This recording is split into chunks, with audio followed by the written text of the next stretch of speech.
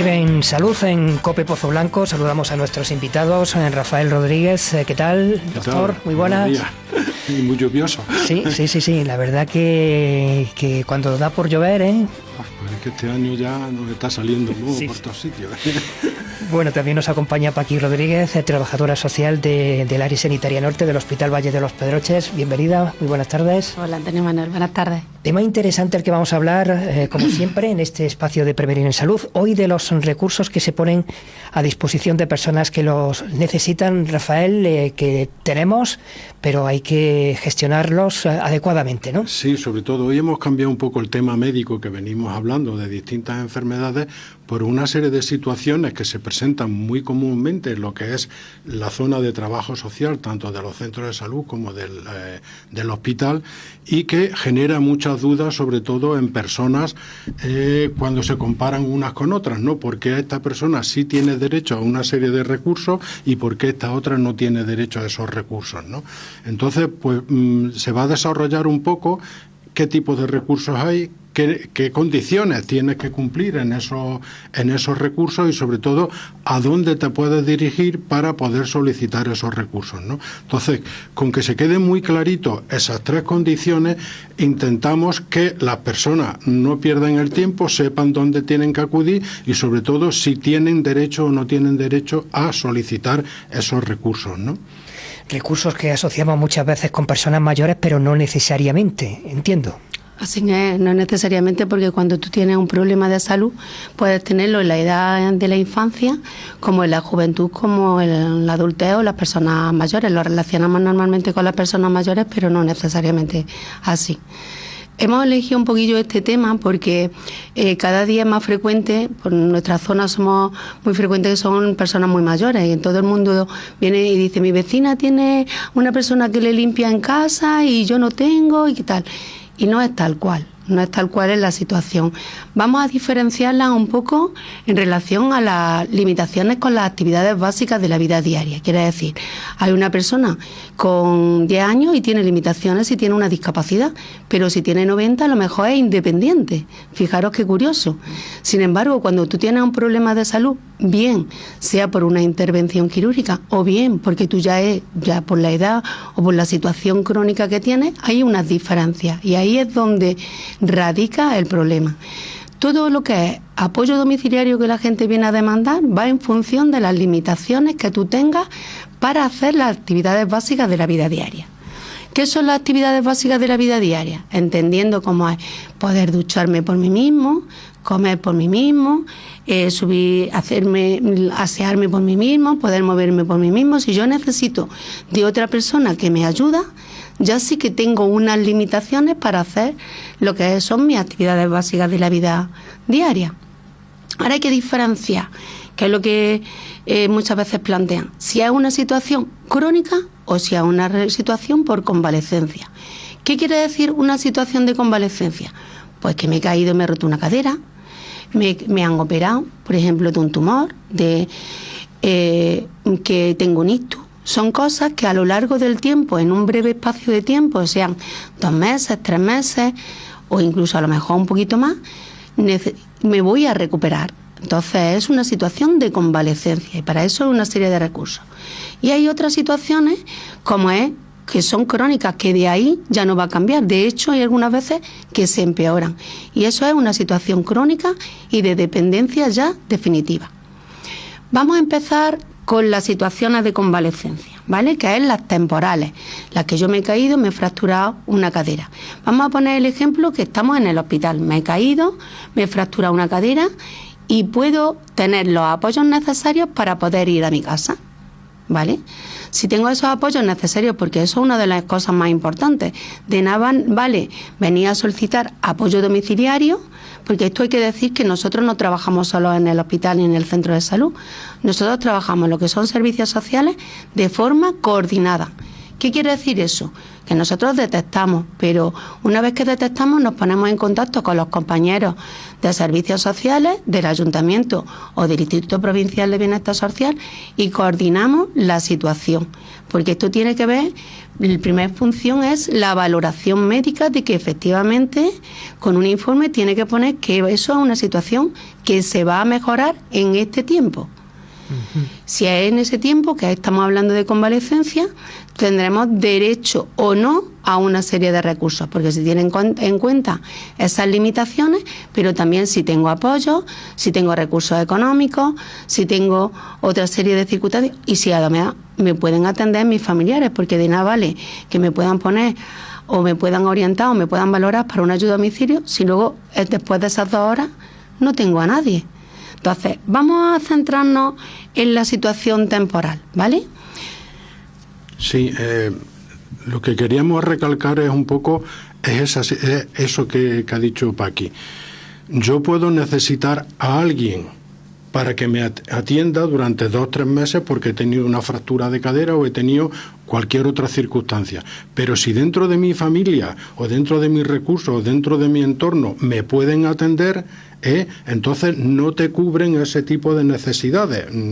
Es lo que quiero que quede bien claro, que sobre todo van dirigidas a personas que sí están convalecientes, pero no tienen quien les socorra, quien les asista o quien les lleve o les ayude a su vida diaria durante esos 2 o 3 meses, ¿no? Pues importante. ¿Seguimos, Paqui? Sí, lo que sí que quiero decir es que, por ejemplo, el apoyo domiciliario, que es uno de los primeros recursos que se suele apoyar, porque todo el mundo, cuando sale después de una hospitalización, quiere irse a su casa. Y como bien dice Rafael, si tengo en casa a alguien que me pueda apoyar, porque el apoyo domiciliario puede ser 1 hora o un par de horas, como bien hemos dicho, para ayudarme en tareas personales. Ayudarme a levantarme, a acostarme, a asearme, a hacerme la comida o a acompañarme. Pero si no tengo luego un apoyo para poder hacer eso, no me sirve de nada, porque me sigo quedando en una situación de indefensión, sin que nadie me pueda cuidar. A lo mejor no es el recurso más idóneo, tenemos que buscar otro. ¿Qué es otro, por ejemplo? El respiro familiar. ¿Qué es un programa de respiro familiar? Es un centro residencial temporal para que me pueda atender durante ese tiempo de convalecencia. Puede ser desde un día hasta un máximo de 3 meses. Eso no es seguro totalmente, porque va a depender de las plazas concertadas que haya disponibles, ¿vale? Por eso es importante tenerlo en cuenta. ¿Dónde hay, me preguntaréis, dónde hay, está en todos los centros residenciales ese concierto con la Junta de Andalucía? No, solo en Villanueva del Duque, que hay 4 plazas, y en Peñarroya, en la Residencia Virgen del Rosario, que hay otras 4 plazas. ¿Vale? Entonces tendríamos que ver si no puedo estar en casa porque mi familia, mis apoyos no son suficientes y necesito otros cuidados mucho más intensos, si podría estar dentro de ese servicio de respiro familiar. Otro de los recursos que para mí es uno de los más fenomenales es la unidad de estancia diurna. La unidad de estancia diurna, yo les digo muchas veces a las personas, es la compaginación entre el trabajo y estar en casa, porque por la mañana me recogen, me llevan al centro de día y allí hago tanto rehabilitación, terapia, como yo digo, cognitiva y rehabilitadora, desayuno como merienda, me organizan mi medicación y todo lo demás, y cuando sean las 4:30 a las 5 vuelvo a mi casa. He dicho, yo siempre les digo, es como si fuera a ir a trabajar, pero en lugar de trabajar es a recuperarse. Y entonces pues, ¿dónde hay unidad de estancia diurna? Pues prácticamente en todos los pueblos. De alguna manera pues sirve también de convalecencia y luego ya lo hablaremos como situación de cronicidad, ¿vale? Para poder recursos. Lo que sí que es importante, que tenemos que tener claro que algunas veces lo tomamos como una situación temporal y parece que se nos va al mundo, pero hay recursos para afrontar eso. Incluso, fijaros que no lo hemos nombrado y creo que es importante, hay mucha gente que tiene los seguros, por ejemplo, de Santa Lucía.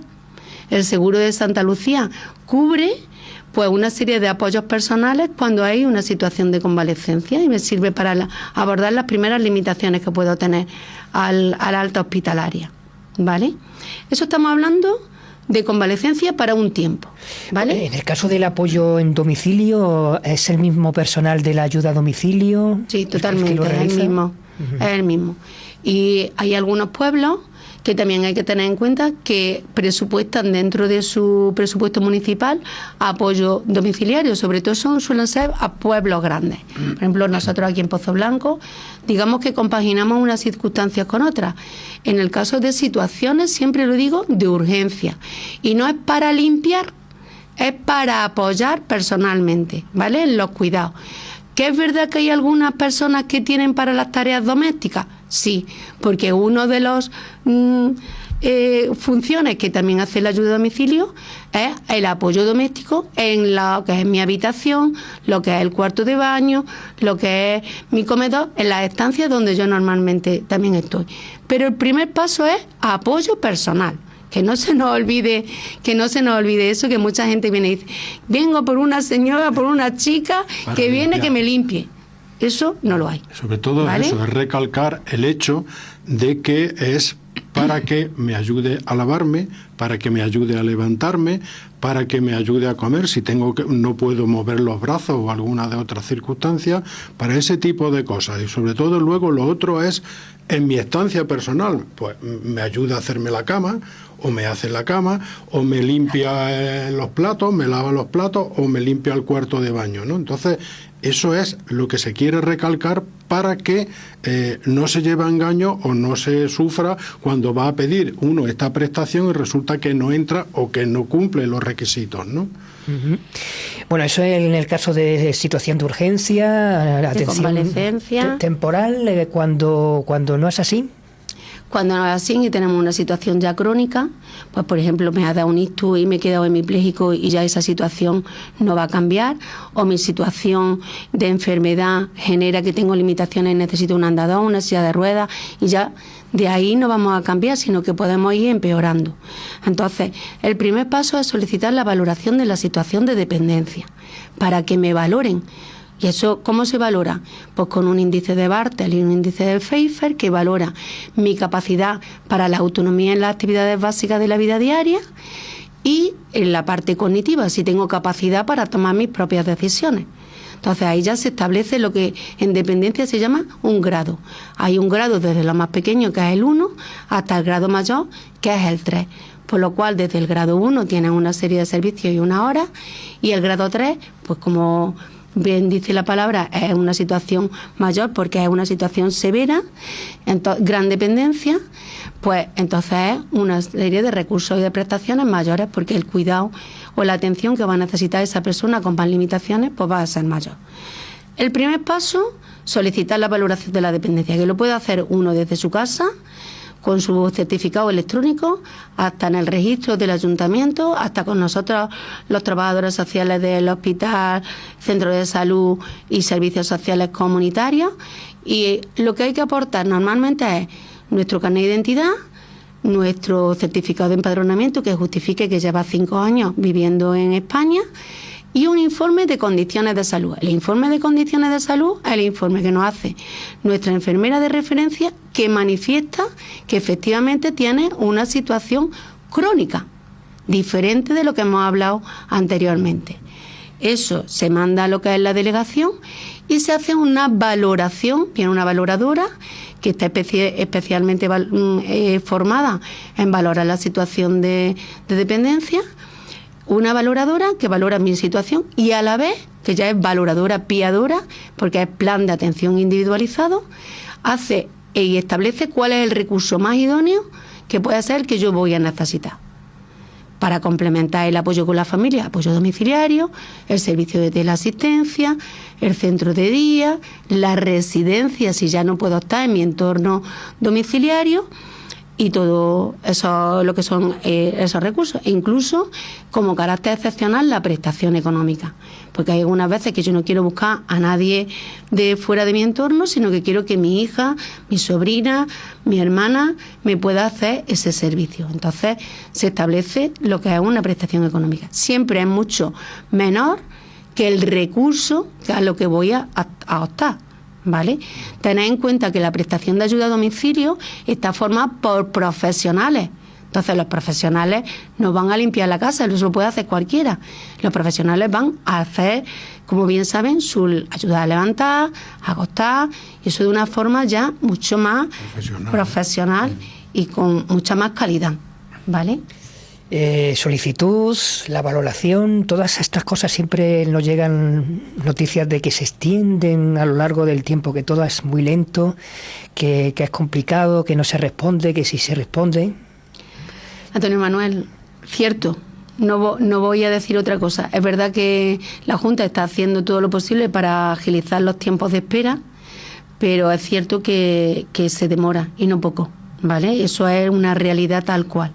Sí que es verdad que la Junta del año pasado, a finales de 2025, para determinados casos vulnerables y preferentes, se estableció un procedimiento que se llama de atención preferente o urgente. ¿Cuáles son esos casos? Los casos son menores de 14 años, menores de 14 años, mayores de 90, personas que tienen una esclerosis lateral amitrófica, lo que son pacientes en cuidados paliativos y víctimas de violencia de género con situación de dependencia. Entonces, ese procedimiento suele ser mucho más rápido.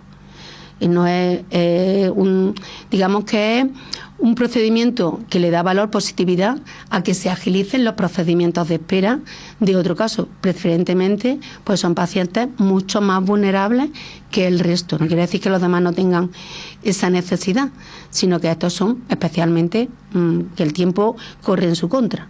Entonces es imprescindible que se haga ese tipo de valoración. No, simplemente es verdad que se está tardando mucho y es una de las quejas que realmente está en la calle, es decir, no se puede negar precisamente lo evidente, ¿no?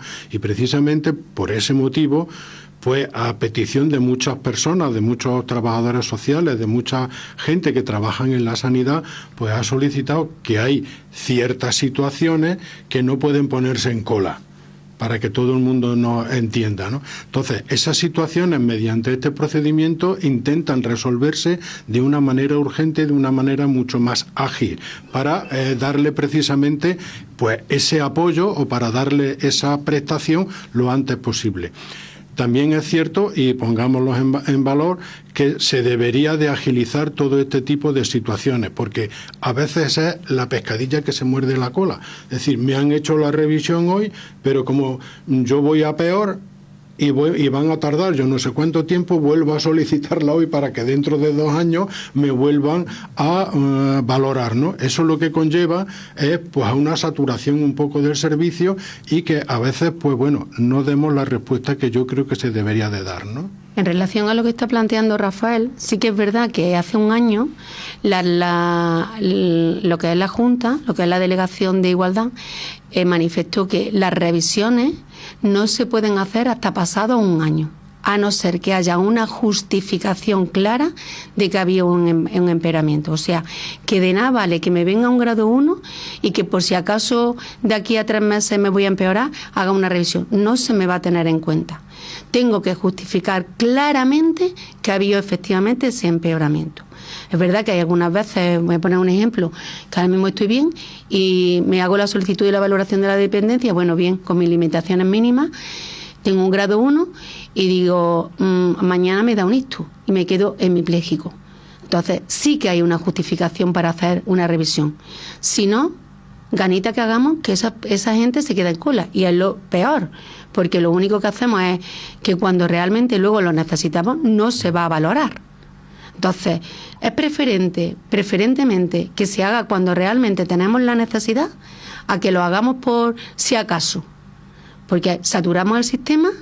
Cuando realmente es importante no se valora y lo que hacemos es lentecer la resolución de los recursos, ¿vale? Yo digo que siempre en la administración todos somos importantes y colaboradores. Si no colaboramos, en el sistema no funciona. Para ir terminando, ¿alguna idea más que queréis contarnos? Que ante la duda, preguntar quién en el centro de salud, con nosotros allí en el hospital si están ingresados, y por supuesto con los trabajadores sociales de servicios sociales comunitarios del IPBS y con los de aquí a nivel municipal, que tenemos la suerte también de contar con ellos. Rafael. Nada, por eso quería yo traer este tema, precisamente abandonar un poco lo que es la salud en ese sentido, porque yo sé que está habiendo mucha saturación, sé que está habiendo muchas dudas y que a veces, bueno, pues con esta situación lo que hacemos es empeorarla, ¿no? Entonces, es preferible que sepamos a qué tenemos derecho, es preferible saber cuándo se pueden solicitar y, sobre todo, qué es lo que tú puedes solicitar con arreglo a tu situación personal, tanto física como médica como social de tu entorno, ¿no? Muy bien, pues Rafael, Paqui, muchas gracias por habernos acompañado. Seguiremos hablando de futuros temas interesantes siempre en Prevenir en Salud y nada, a seguir con la tarea, ¿eh? Muchas gracias. Gracias. Muchas gracias. Muchas gracias.